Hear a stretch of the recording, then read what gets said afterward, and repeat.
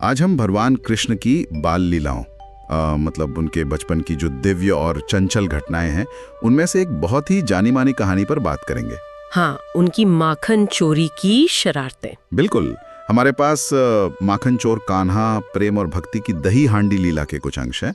ये स्रोत इस पूरी घटना को मुझे लगता है एक नए नजरिए से देखता है। जी हाँ, बिल्कुल। ये कहानी सिर्फ एक नटखट बच्चे की शरारत से कहीं ज्यादा गहरी है।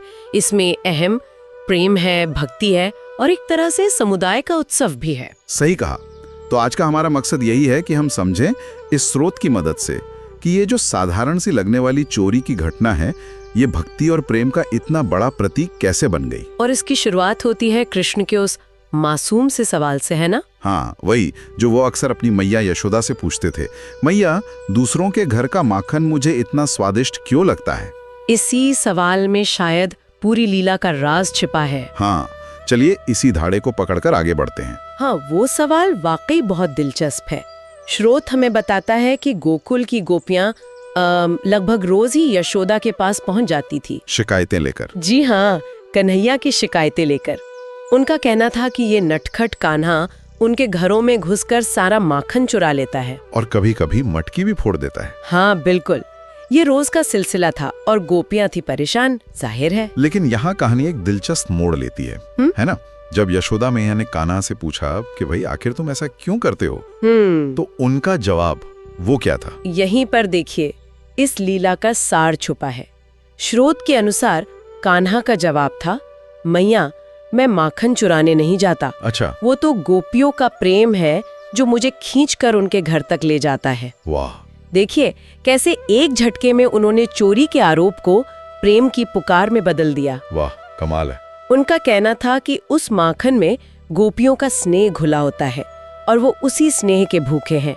माखन तो बस जरिया है। यानी वो माखन सिर्फ माखन नहीं था, बल्कि गोपियों के दिल का प्रेम था जिसे कृष्ण पाना चाहते थे। बिल्कुल। और शायद इसीलिए उन्हें दूसरों का माखन ज्यादा स्वादिष्ट लगता था, क्योंकि उसमें स्नेह की मिठास जो थी। हाँ, हो सकता है।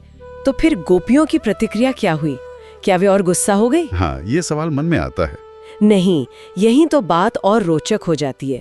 स्रोत बताता है कि धीरे धीरे गोपियों का रवैया बदला। अच्छा। शिकायतें कम हुई और उन्होंने जैसे कृष्ण की इस प्रेम भरी चुनौती को स्वीकार कर लिया। स्वीकार कर लिया? कैसे? वो जानबूझकर माखन की मटकियां और ऊपर टांगने लगी। क्या बात है, मतलब मुश्किल बढ़ाने लगी। हाँ, जैसे कान्हा को न्योता दे रही हूँ, या शायद उनकी इस रोज की लीला का हिस्सा बनकर खुश हो रही थीं। उनका गुस्सा एक तरह के वात्सल्य, एक खेल में बदल गया। तो ये एक तरह का खेल बन गया, प्रेम का खेल। और फिर कृष्ण अकेले तो नहीं जाते होंगे, उन्होंने भी अपनी टीम बना ली होगी। बिल्कुल, स्रोत में इसका वर्णन है।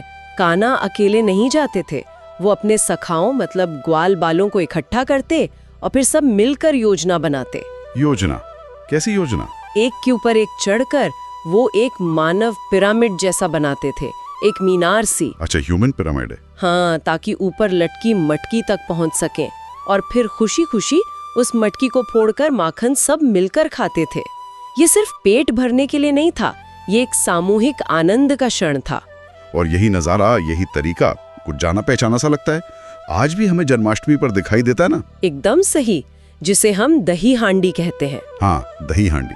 स्रोत इस बात पर जोर देता है कि दही हांडी सिर्फ एक रीति रिवाज या खेल नहीं है, बल्कि वो कृष्ण की इसी माखन लीला का एक जीवंत उत्सव है।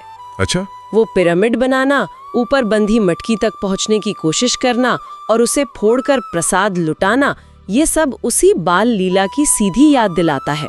तो ये दिखाता है कि भक्ति सिर्फ पूजा पाठ तक ही सीमित नहीं है। बिल्कुल नहीं, वो जीवन के उल्लास में, समुदाय में और प्रेम भरे खेल में भी प्रकट हो सकती है। ये स्रोत यही बताता है। यानी ये सिर्फ एक शरारत या चोरी नहीं थी, ये प्रेम, समर्पण और सामूहिकता का उत्सव था।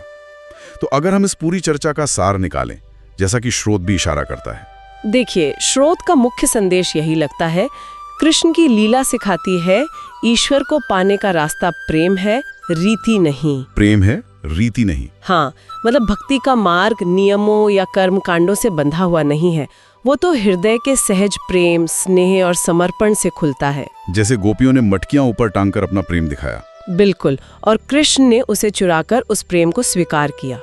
माखन तो बस एक माध्यम था, एक प्रतीक। असली चीज थी प्रेम का ये लेन देन। तो माखन चोरी की ये कहानी हमें दिखाती है कि कैसे एक साधारण सी लगने वाली घटना भी गहरे आध्यात्मिक अर्थों से भरी हो सकती है जी। और कैसे वो पीढ़ी दर पीढ़ी एक सांस्कृतिक उत्सव का रूप ले सकती है। ये सिर्फ माखन नहीं, ये तो दिलों को चुराने और जोड़ने की लीला थी। बिल्कुल सही कहा, और ये हमें सोचने पर भी मजबूर करता है ना। हाँ, किस तरह से कि हम अपने रोजमर्रा के जीवन में कितनी बार चीजों को केवल सतही तौर पर देखते हैं।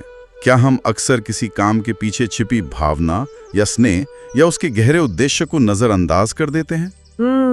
ये तो सोचने वाली बात है। शायद कृष्ण की ये बाल लीला हमें यही याद दिलाती है कि हर क्रिया के पीछे के असली प्रेम को, उस असली भावना को पहचानने की कोशिश करनी चाहिए। सिर्फ बाहरी रूप को नहीं देखना चाहिए।